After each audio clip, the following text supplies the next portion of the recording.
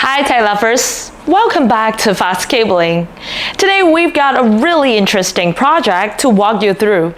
We're helping a cattle farm to solve a pretty tricky networking problem. So picture this, the internet comes in on one side of the property, on the other side there are 4 barns spread out. We can dig and you cannot run cable in between because there's a road. So how do we get network and security cameras to all 4 barns? And that's exactly what we're going to show you today. We'll break down the problem, so let's get into it. So here's the situation. The customer's initial idea was pretty straightforward. Install a point-to-multipoint Wi-Fi mesh system, then add Wi-Fi cameras in each barn. Sounds simple enough, right? But here's why that's actually not a good idea. First, Wi-Fi cameras. They seem convenient because they don't have to run cables, but in a farm environment, they're a nightmare. You've got metal barn structures that block signals, you've got interference from all sorts of equipment, and when you're dealing with security footage, reliability is everything. And that's why we recommended switching to PoE cameras instead. Power over Ethernet gives you a direct wire connection. No interference, no drop-dead signal, just reliable footage 24/7. And remember, we cannot run cable across the road. That's why we need a way to get the network across the gap wirelessly. Our customer thought about doing one point-to-multipoint bridge. So we have one main unit on the ISP side broadcasting to all 4 barns, but there's a problem with that.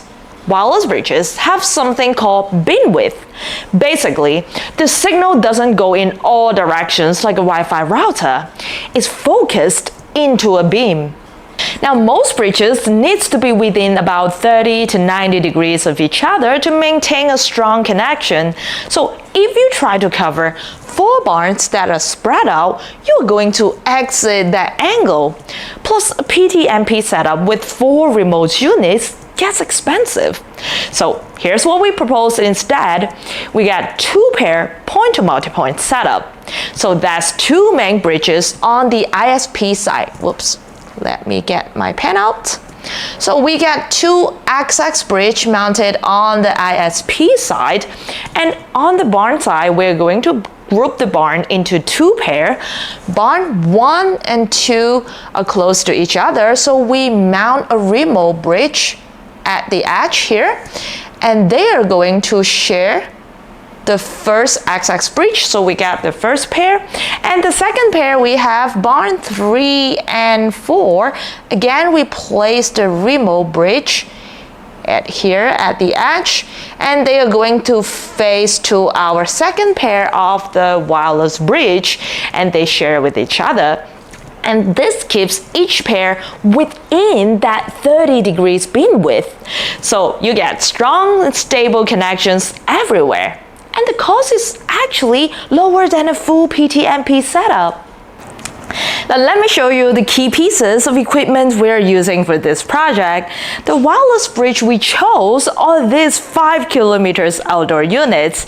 They operate on a 5 GHz frequency band, which is less congested than 2.4 GHz, and they deliver speeds up to 300 megabit per second.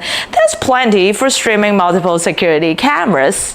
And they come with 18 dBi directional antennas built in, which is what gives them that focus beam. And they're IP65 rated. That means they can handle rain, snow, wind, and extreme temperatures. Perfect for a farm environment.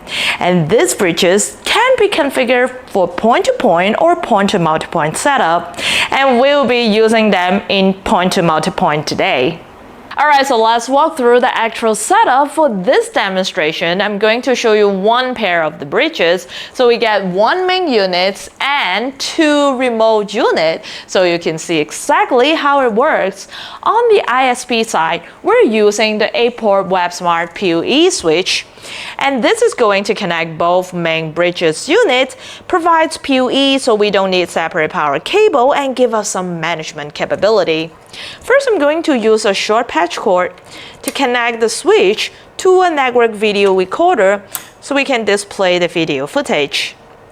Then I'm using another Ethernet cable, connects to one of the PoE port and straight to our main bridge here. On the bridge, we have two ports. Make sure you plug it into the right one. This is the PoE port. After we plug in, we can see we're getting both power and data through the single Ethernet cable. And make sure it needs a clear line of sight, no trees, no buildings blocking the way. And the higher you mount it, the better. And here we have our remote units. For the remote unit, make sure you adjust them so they can be within the 30 degrees beam width of the main bridge. And we're going to connect our remote bridges to the outdoor PoE switch again, to our PoE port here, and go straight to the outdoor switch. Now, our outdoor switch is IP67 waterproof rated with rugged metal casing. They can handle temperatures from -25 to 60 degrees. One bridge can power and connect multiple devices. So I'm going to go ahead and connect our bridge and other Ethernet cable for other devices. All right.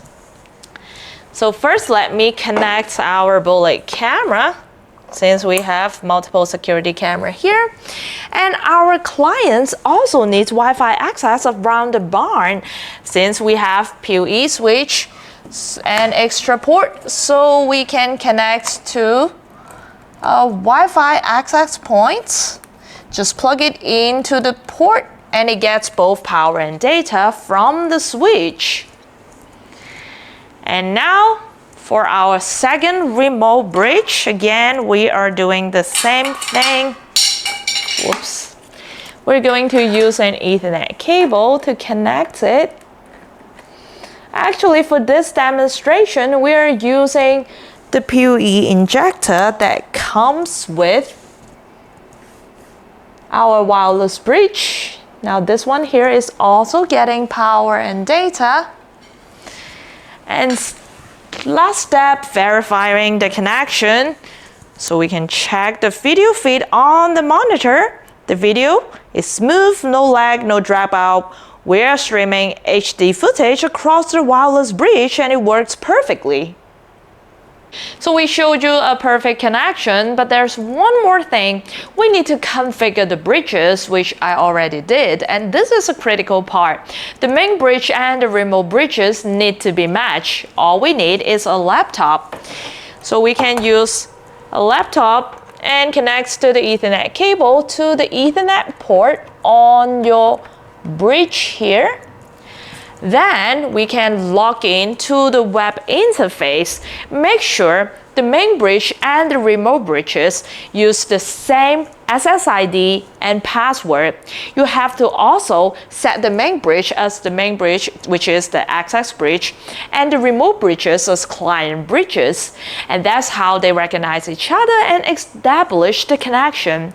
Once everything is configured, the remote bridges will automatically find and connect to the main bridge. So this is a really clean setup. One network, one management point, and everything is powered through Power over Ethernet, so you don't have to worry about running separate power cables everywhere.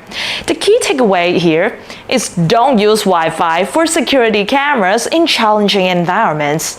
Wireless bridges are the right tool for getting network across gap wirelessly. And careful planning of beam width and device placement makes all the difference. And if you get a similar situation, whether it's a farm, a warehouse, or any property with multiple buildings, this approach can work for you too. And thank you very much for joining us. If you find this video helpful, please don't forget to hit the like button and subscribe for more networking tutorials. And feel free to drop a comment if you have questions about your own setup. And I'll see you in our next video.